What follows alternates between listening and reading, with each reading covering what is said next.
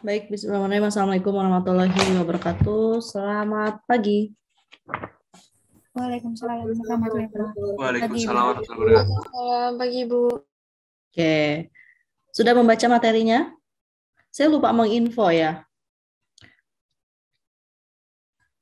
Oke, tapi semoga teman-teman sudah membaca materinya karena materi hari ini tidak banyak dan saya rasa sih mudah dipahami ya terkait dengan metode dan media penyuluhan.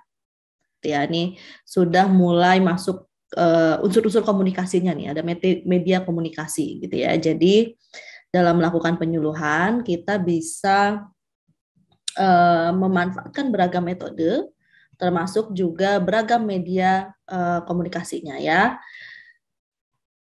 Oke, ada pertanyaan atau komentar dulu? Apa bedanya metode dengan media? Karena di slide saya baca banyak pembahasannya sih soal media komunikasinya ya, metodenya malah tidak nampak tuh. Ada yang bisa menyampaikan? Izin untuk mencoba menjawab. Boleh Ai, silakan Ai. Iya, jadi kalau misalnya metode itu bagaimana caranya penyuluhan itu akan kita lakukan atau kita terapkan dalam suatu komunitas atau individu atau kelompok. Caranya, kalau misalnya media itu sarana dan prasarananya untuk membantu metode tersebut terlaksana dalam penyuluhan. Seperti itu. Oke, Terima terima kasih. kasih. Jadi kalau metode itu caranya, tekniknya itu kita mau pakai apa? Misalnya kalau kaitannya dengan penyuluhan, kita bisa menggunakannya dengan metode apa ya?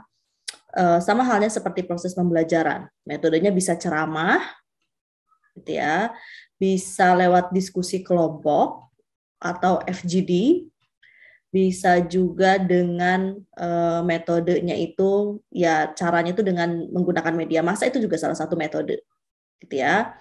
Tergantung pendekatan yang kita gunakan, pendekatannya individual, kelompok atau massa, gitu ya. Kalau individu ya nggak bisa kita lakukan ceramah, gitu ya. Misalnya kalau individu dengan cara apa ya, dengan visitasi atau kunjungan. Contohnya penyuluh KB nih. Kalau penyuluh KB ini tantangan terbesarnya adalah ya salah satu tantangan terbesarnya adanya kepercayaan masyarakat gitu ya yang menganggap bahwa KB itu haram misalnya atau tidak sesuai dengan ideologi dan kepercayaan. Nah, sementara edukasi soal kontrasepsi, kesehatan reproduksi itu masih tabu juga di dalam masyarakat gitu ya. Nah, ketika penyuluh KB ini melakukan penyuluhan yang mana penerimanya itu adalah massa gitu ya, dalam jumlah banyak, itu jumlah besar, itu biasanya nggak kondusif. Kenapa? Karena biasanya ketika berbicara reproduksi terus orang ketawa gitu ya, dianggap tabu gitu ya. Berbicara soal ubektomi, vasektomi gitu, terus ditunjukkan nih, ini alat vitalnya begini, kalau di KB nanti jadi begini, dibentuknya seperti ini gitu ya. Nah, itu jadi bahan ketawaan, jadi bahan lelucon, jadi sulit gitu ya. Nah, sebelumnya biasanya melakukan latihan dan melakukan visitasi dulu, kunjungan dulu. Ibu sudah menggunakan KB atau belum? Kenapa kalau belum? Ibu udah tahu belum gitu ya. Tetapi tentu pendekatan personal ini masalahnya adalah ya butuh waktu yang lama dan butuh waktu, tenaga dan biaya yang juga tidak sedikit gitu ya, karena harus datengin satu persatu dibandingkan dengan yang melakukan penyuluhan lewat media massa itu paling murah sebetulnya.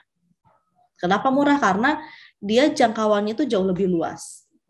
Ya, itu. Jadi kalau metode itu tentang cara-cara bagaimana penyuluh itu menyampaikan materinya. Gitu ya. Lewat tadi ceramah atau lewat komunikasi partisipatif ya, dengan ngobrol-ngobrol aja, berdialog gitu ya. Penyuluhan kan nggak harus selalu dilakukan dalam kondisi yang sangat formal gitu ya. Artinya ada undangannya terus ini ada kegiatan penyuluhan, kan enggak. Kita bisa menyampaikan sesuatu gitu ya, hal-hal apapun yang positif dan memberikan perubahan gitu ya, perubahan yang baik dimanapun dan kapanpun. Misalnya lagi ngopi nih, atau teman-teman ketika KKN atau nanti misalnya riset di lapang gitu ya ke masyarakat, biasanya masyarakat akan lebih menerima ketika ya teman-teman bertanya, tapi bertanyanya dalam kondisi yang kasual gitu ya. Misalnya lagi di warung kopi gitu ya, duduk di warkop gitu, lagi minum kopi terus ditanya Pak rumahnya di mana gitu ya, padahal obrolan kita tuh merujuk pada pertanyaan-pertanyaan penelitian gitu, tetapi tidak membawa kuesioner gitu ya, karena tadi biar orang tuh nggak merasa terancam atau terintimidasi bahkan gitu ya, atau merasa takut untuk menjawab. Begitupun juga dengan penyuluhan gitu ya, ngobrol dulu, ngobrol santai, ngobrol-ngobrol, atau ketika di majelis taklim gitu ya, biasanya kan itu yang didekati gitu ya, kelompok-kelompok yang non formal yang seperti itu. Kemudian itu metodenya tadi ya, bisa lewat kunjungan, latihan dan kunjungan, atau kita bisa ngajak kelompok petani berkunjung ke kelompok petani lainnya yang lebih berhasil misalnya, gitu ya. Atau bisa membentuk demplot atau pilot project gitu, yang mana si pilot project itu bisa jadi percontohan bagi kelompok-kelompok lainnya misalnya, gitu ya. Jadi itu metode. Sementara kalau media itu ada alat yang digunakan, ya, media komunikasi atau alat komunikasi yang digunakan sebagai sarana penyuluhan. Ya, teman-teman sudah belajar sini di Daskombang ada media, ya kalau ini secara personal seperti apa, gitu ya. Apakah secara personal tidak menggunakan media? Tetap menggunakan media, kan yang namanya udara, suara gitu, itu juga media sebetulnya gitu ya. Tapi kalau dalam penyuluhan ini lebih ke alat komunikasinya, gitu ya. Bisa nggak penyuluhan dilakukan lewat video call? Sekarang sangat bisa. Ya, lewat telepon itu sekarang sangat bisa. Kelompok bagaimana? Biasanya lewat diskusi kelompok, kemudian lewat ya diskusi kelompok itu adalah forum komunikasi yang bisa dimanfaatkan gitu sebagai media komunikasi tadi, atau WhatsApp group. Gitu ya, grup virtual itu juga bagian daripada media komunikasi kelompok. Atau masa dari penyuluhan misalnya dengan poster gitu ya, dengan pamflet, banner dan lain sebagainya, yang menjangkau halayak lebih ramai lagi. Sampai di sini ada pertanyaan?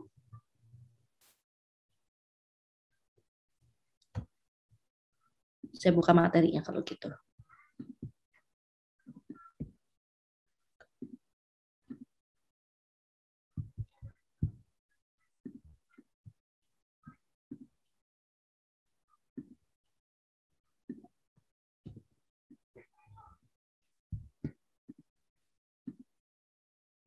Ini ya, jadi menurut jumlah orang yang dipengaruhinya tadi ya, bisa individu, kelompok, atau massa, atau menurut indera yang distimulir, ada audio visual, ada audio gitu ya, atau lewat demonstrasi. Misalnya metode penyuluhannya itu demonstrasi cara, maka berarti medianya adalah media yang terperaga gitu ya. Misalnya ketika penyuluhan tentang rokok, dibawa tuh kerangkanya, ini bentuk paru-paru. Nah, kalau paru-paru kalau dipenuhi asap rokok warnanya jadi begini, dibawa alat peraganya, itu juga sebagai media. Ya. Lewat visual aja bisa. Ya, lewat gambar, misalnya kita menunjukkan gambar. Kalau lewat audio ya kita misalnya ya dengan menunjukkan rekaman gitu ya, atau audio visual lewat video. Misalnya begitu. Nah, ini kenapa kita perlu memilih metode gitu ya, dan media yang tepat. Karena hasil penelitian menunjukkan bahwa ini ya, keterlibatan indera kita di dalam proses belajar, ya. Hasil penelitiannya menunjukkan bahwa semakin banyak indera yang kita gunakan dalam proses belajar, itu akan semakin efektif dalam proses belajar. Maksudnya apa? Contohnya misalnya ketika teman-teman hanya mendengarkan saja nih di layar, gitu ya, mungkin paham, ngangguk-ngangguk, gitu ya. Ya mungkin di sini ada yang memang memperhatikan, ada yang sambil tidur-tiduran, selonjoran dan lain sebagainya. Ya saya tidak mempersoalkan itu karena saya juga tidak bisa mengontrol itu. Tetapi sebetulnya apa yang sedang teman-teman lakukan sekarang itu menentukan proses pemahaman teman-teman sendiri, gitu ya. Ketika belajar gitu ya, hanya membaca itu efektivitasnya itu hanya 10%. Ya. Tapi ketika membaca juga mendengarkan, misalnya nih teman-teman tadi ada yang mengakses lewat PPT, ada yang mendengarkan lewat PPT narasi, ada yang keduanya. Jadi narasinya didengerin juga sekaligus dilihat nih, dibaca. Nah, itu lebih efektif lagi. gitu ya, meningkat lagi nih 10%, jadi 20% tuh. Nah, ada yang cuma melihat aja gitu ya, atau keduanya tadi antara melihat dengan mendengarkan gitu ya. Kalau orang dengerin aja, untuk orang yang audio mungkin nggak masalah gitu ya. Mendengarkan aja tuh mungkin efektif gitu, tapi biasanya kalau kaitannya dengan mendengarkan secara kritis, gitu ya, artinya secara kritis nih konten-konten yang kita dengarkan itu adalah hal-hal yang pengetahuan gitu ya, ilmu pengetahuan dan lain sebagainya, itu agak sulit. Beda kan kita kalau ngedengerin musik ya bisa ikut goyang-goyang gitu ya, bisa langsung paham. Tapi kalau ngedengerin materi penyuluhan gitu lewat podcast misalnya, paling 5 menit juga udah tidur gitu ya. Nah, sehingga kesimpulannya sebetulnya dari persentase-persentase ini, yang paling efektif tadi ya, semakin banyak kita melibatkan indera atau bahkan anggota tubuh kita gitu ya untuk belajar, itu semakin efektif belajarnya. Semakin lama kita mengingatnya. Gitu ya. Begitupun juga dengan penyuluhan. Jadi tadi nih, mendengarkan sambil membaca itu efektif 50%.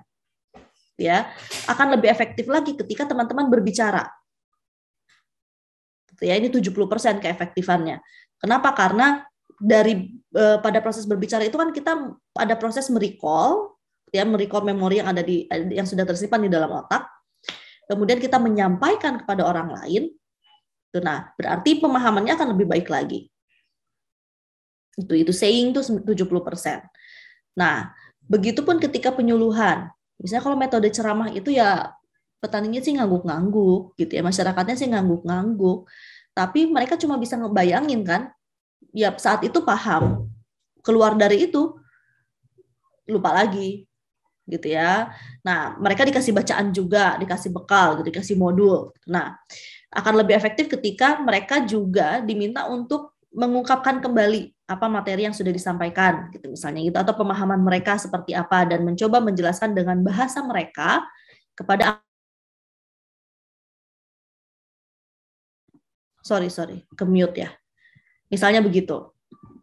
Nah, akan lebih efektif lagi ketika proses penyuluhan maupun proses pembelajaran gitu ya dilakukan dengan praktek.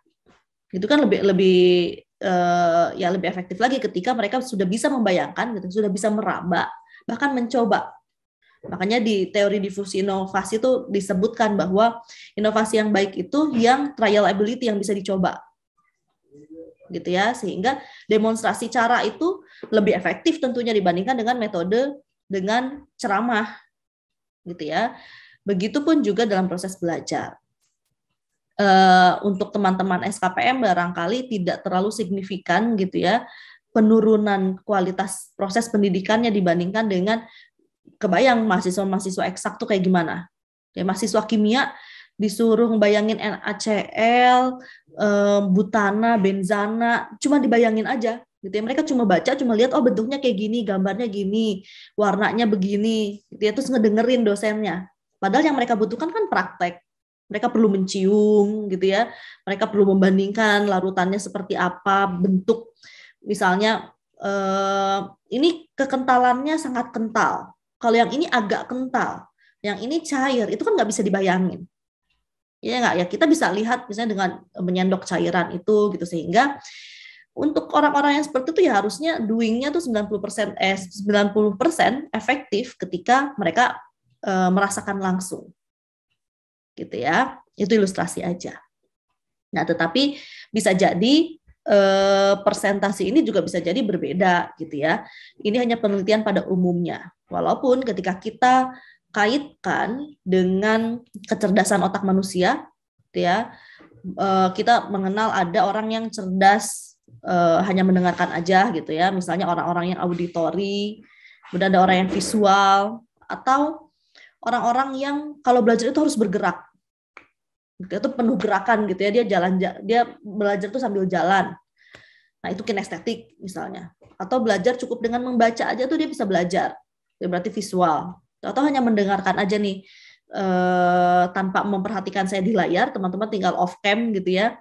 Taruh handphonenya, terus di situ di antara teman-teman di sini ada yang sambil makan, ada yang sambil Instagraman, ada yang sambil medsosan dan lain sebagainya, atau mengerjakan pekerjaan lainnya gitu ya, hanya mendengarkan aja, mungkin gitu ya, ada yang mungkin seperti itu efektif karena dia multitasking dan auditori tadi gitu ya. Nah, itu tergantung daripada kecerdasan otak juga.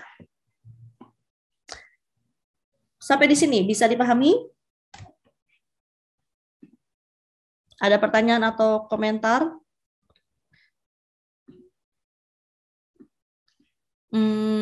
Lalu kira-kira mana ya metode yang paling efektif dalam kegiatan penyuluhan gitu ya?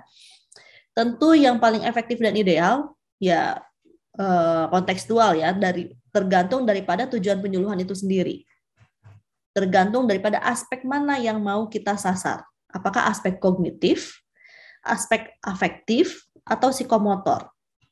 Gitu ya, kalau di sini KAP, knowledge, attitude, atau practice. Nah, kalau knowledge aja sih sebetulnya ya udah tinggal pakai media massa aja. Gitu ya. Kenapa pemerintah gencar dalam mengiklankan protokol kesehatan misalnya?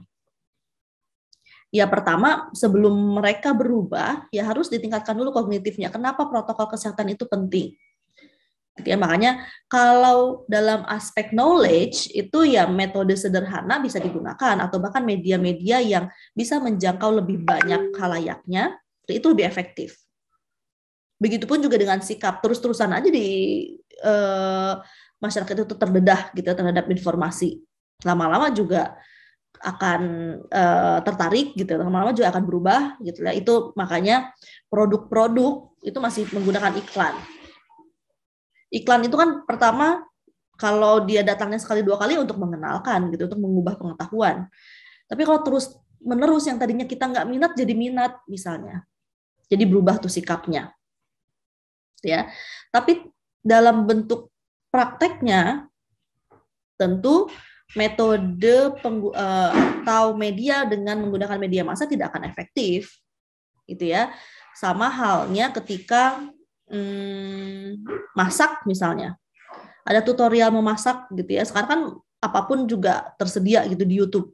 Cari aja resep tuh di YouTube, gitu ya. Makanya buku-buku resep di Gramedia tuh nggak laku kan. Dan Gramedia tuh biasanya diskon tuh paling banyak tuh buku-buku yang kayak gitu ya, buku-buku yang resep-resep, desain interior. Kalau dulu kan masih ada majalah begitu ya. Sekarang kan semuanya bisa ada di internet. Nah, ketika nonton YouTube itu sudah sampai pada praktis atau belum? Mungkin. Ya, mungkin sampai pada praktek gitu ya. Karena kita lihat dia praktek tapi kita lihat secara audiovisual. Gitu ya. Tetapi pasti efeknya atau pengaruhnya ya tentu lebih efektif kalau saya lihat langsung kokinya tuh di depan mata gitu ya, atau saya contohin aja orang tua saya ketika masak di dapur, pasti itu lebih efektif dibandingkan ketika saya nontonnya di YouTube gitu misalnya, gitu ya. Jadi mana yang paling efektif tergantung aspek mana atau tujuan komunikasi inovasi yang mana yang akan kita sasar tadi, gitu ya.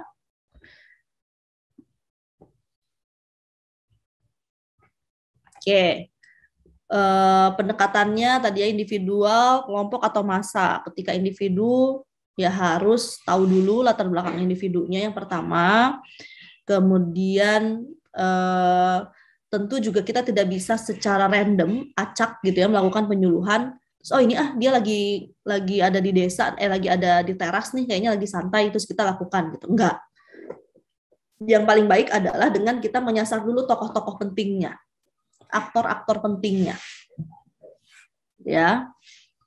Kemudian juga penting untuk memperhatikan suasana belajar yang kondusif dan produktif, gitu ya. Makanya kalau teman-teman ingat ketika pembekalan KRS, gitu ya, saya sampaikan bahwa penting bagi teman-teman ini walaupun kuliah daring, tetapi kondisikan suasananya itu dalam suasana belajar. Kenapa? Karena dengan begitu beda moodnya, beda energinya, gitu ya. Kalau bisa laptop dan meja belajar itu terpisah dari ruang tidur. Kalau bisa, tapi kalau faktanya kan enggak gitu ya. Karena memang ruang privasi kita ada di kamar gitu. Tetapi seringkali godaan kasur itu kan lebih ini ya, apalagi sekarang musim hujan gitu ya. Kasur dan bantal tuh kayaknya ngedadah-dadahin terus kalau kita lagi nge-zoom gitu misalnya. Jadinya tertarik untuk off cam. Jadinya tertarik untuk sambil rebahan atau tiduran gitu ya. Nah, itulah kenapa kita penting untuk mempersiapkan gitu ya, kondisi belajar tuh memang atmosfernya tuh belajar. Misalnya gitu. Jadi ya untuk apa ya tadi, untuk ya sebagai mood atau ya energizer gitu ya, energinya akan berbeda. Kemudian kalau pendekatannya kelompok, apa yang perlu diperhatikan? Ya, pendekatan kelompok bisa dilakukan ketika ya orang yang kita sasar itu lebih dari 2 orang, itu sudah dikatakan kelompok. Kemudian juga kita harus tahu bagaimana tipe kelompoknya, kemudian pola kepemimpinan di dalam kelompok itu seperti apa, dan mereka punya interest yang sama atau enggak, atau minat khusus gitu ya di dalam kelompok tersebut itu seperti apa. Itu perlu kita identifikasi. Media massa. Nah, ini media yang atau pendekatan yang bisa menjangkau subjek penyuluhan yang lebih besar jumlahnya. Misalnya ya dengan menggunakan media massa, surat kabar, televisi, atau bahkan sekarang ya internet gitu, karena eranya digital. Sehingga ya orang kan bisa dapat informasi apapun lewat internet gitu ya. Sehingga ini menjadi media paling potensial saat ini untuk menjangkau halayak lebih banyak lagi, karena segmentasi berdasarkan penggunaan media sekarang rasanya sih menurut saya internet masih merajai gitu ya. Surat kabar sudah mulai ditinggalkan. Radio rasanya sih kalau menurut pengamatan saya gitu ya, radio komunitas, radio yang basisnya pendidikan semakin hari semakin berkurang. Ya, begitupun juga radio komersil sih. Radio komersil sekarang yang masih bertahan paling ada beberapa gitu ya, Prambors, Gen, FM dan lain sebagainya gitu ya, yang memang yang masih hidup gitu ya. Karena ya orang dengerin radio sekarang di mana sih? Kalau nggak lagi nyetir, dia di mobil, lagi naik mobil, jarang orang dengerin radio gitu, karena sekarang sudah ada Spotify misalnya. Makanya podcast itu harusnya sudah masuk di media massa nih. Podcast itu ya sekarang orang lebih suka dengerin podcast gitu ya dibandingkan dengerin radio. Makanya radio-radio sekarang pun punya podcastnya kan mereka gitu ya, karena ya tadi mengikuti perkembangan. Oke. Sampai di sini ada pertanyaan? Ini contoh-contohnya, pendekatan dan metode. Pendekatan individu itu metodenya apa? Tadi ya visitasi atau kunjungan pribadi lewat kunjungan rumah, atau penyuluhnya berkunjung ke usaha tani yang kita miliki, atau yang masyarakat miliki. Ini surat pribadi, masih ada surat pribadi ya. Nah, sekarang masih bisa juga penyuluhan dilakukan dengan layanan interaktif lewat platform online. Ya, lewat email, lewat aplikasi digital pertanian, gitu, dan lain sebagainya. Pendekatan kelompok, ya bisa demonstrasi cara, demonstrasi hasil, lewat diskusi, lokakarya, sarasehan, dan lain sebagainya. Nah, kalau media massa, pendekatan massa berarti menggunakan sejumlah media massa. Ya.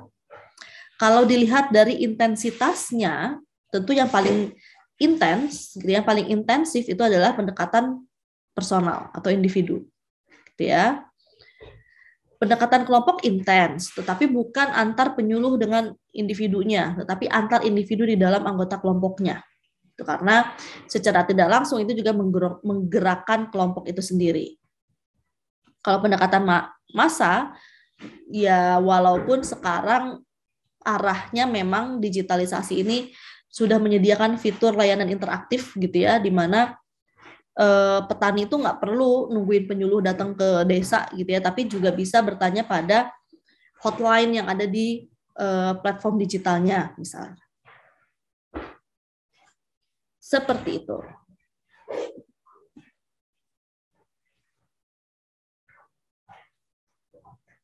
Oke. Oh ya, modelnya juga ada media tradisional, ada media modern. Kalau media modern ya media yang sekarang gitu ya, media massa.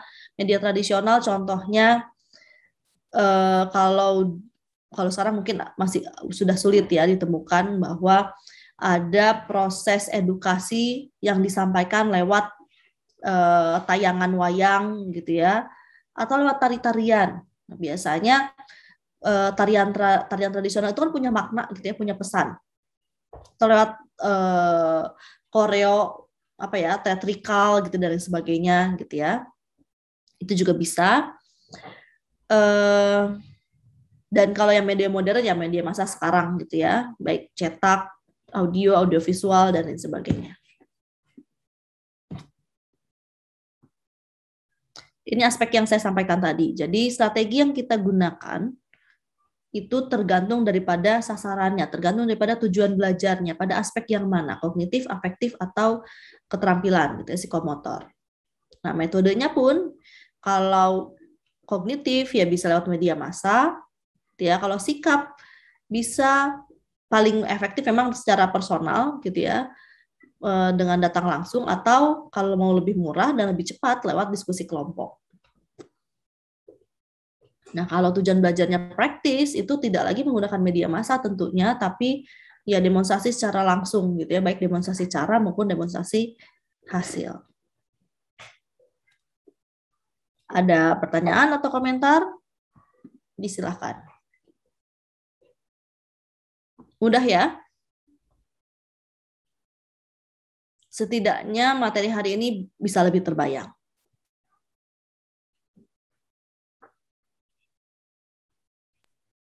Ibu, saya Boleh, Adi. ingin memastikan aja sih, Bu. Kalau misalnya kita ingin melakukan penyuluhan di satu desa gitu, terus targetnya kita itu ke beberapa orang, maksudnya berarti beberapa orang itu kan udah ke kelompok ya, Bu. Tapi kita ingin melakukan pendekatannya. Oh, saya jaringannya ngelag ya, Bu? Atau enggak kok, enggak jelas-jelas. Oh, jelas, Bu. Jelas, Ai. Oke, ya.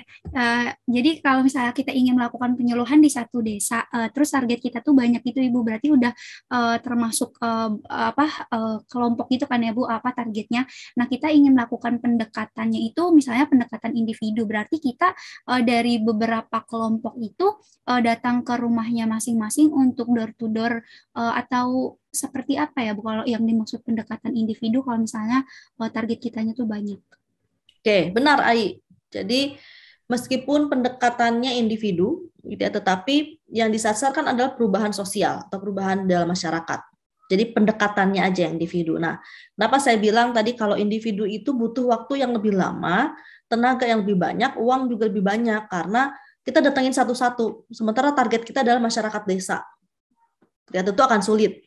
Ya, makanya penyuluhan-penyuluhan umum, misalnya penyuluhan KB, penyuluhan tentang hidup bersih dan sehat, misalnya PHBS, yaitu jarang dilakukan individu karena tadi pertimbangan soal curahan waktu, uang, dan tenaga, gitu ya. Jadi kalaupun kita sasarannya adalah kelompok, saya kira kelompok kan tidak terlalu besar, jadi dimungkinkan untuk dilakukan pendekatan itu ya pendekatan individu, gitu ya. Tapi balik lagi tergantung tadi. Kalau soal demonstrasi cara pendekatan kelompok bisa. Yang penting masing-masing individu misalnya punya kesempatan untuk mencoba, gitu ya. Tapi kalau soal perubahan sikap itu kan agak sulit nih, gitu ya. Sikap mereka terhadap misalnya kalau kampanye nih, awalnya kampanyenya dilakukan secara massa, gitu ya. Kenapa? Karena ya biar orang-orang tuh tahu tentang siapa dirinya.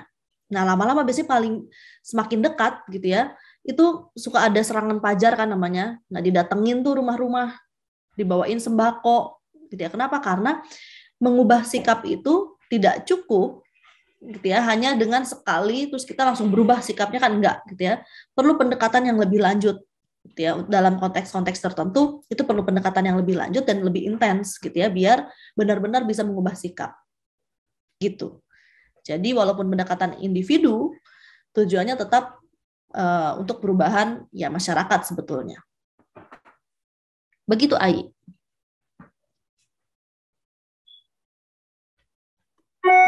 Baik, Ibu. Terima kasih. Terima kasih. Yang lain? Saya izin tanya. Boleh, Arum. Kalau perbedaan dari diskusi kelompok sama forum sharing itu apa ya, Bu? Oke. Ada yang bisa jawab? Diskusi kelompok dengan forum sharing. Kalau diskusi kelompok itu biasanya diskusi kelompoknya ada namanya diskusi kelompok terarah, diskorah, gitu ya. Itu bahasa Indonesianya dari FGD sebetulnya. Nah, biasanya kalau diskusi kelompok itu bahasannya terfokus gitu ya. Jadi kenapa disebut diskusi kelompok terarah? Karena ada fokus pembahasan. Nggak semua masalah tuh dibahas. Ya, misalnya sekarang kita diskusi kelompok tentang tantangan ekonomi untuk pertanian. Nah, yang dibahas tuh masalah ekonomi. Ya, sementara kalau forum sharing itu biasanya tidak terfokus, gitu ya. Artinya semua orang bisa berbagi pengalaman, informasi dan gagasan, gitu ya. Atau forum sharing itu bisa juga dikatakan sebagai brainstorming, gitu ya. Jadi persamaannya nih brainstorming, adu pendapat, mengumpulkan ide-ide, gagasan dan lain sebagainya. Tidak diarahkan dan seringkali di sekolah forum sharing ini juga tidak terencana, gitu ya. Misalnya kelompok tani ini punya pertemuan rutin nih seminggu sekali setiap Jumat, gitu ya. Di beberapa kesempatan mungkin ada agenda-agenda tertentu, gitu ya. Misalnya Jumat depan itu ini ya ada kita kedatangan penyuluh, gitu ya. Nah, ada topiknya. Tapi karena itu dilakukan setiap minggu, itu kan nggak selalu bahwa di dalam forum itu secara formal ditetapkan topiknya apa yang akan dibahas dan sebagainya. Tapi seringkali ya bertemu, kumpul, ngobrol-ngobrol, saling sharing aja biasa. Gitu, Aru. Baik, Bu, terima kasih. Terima kasih. Semoga menjawab. Ada lagi?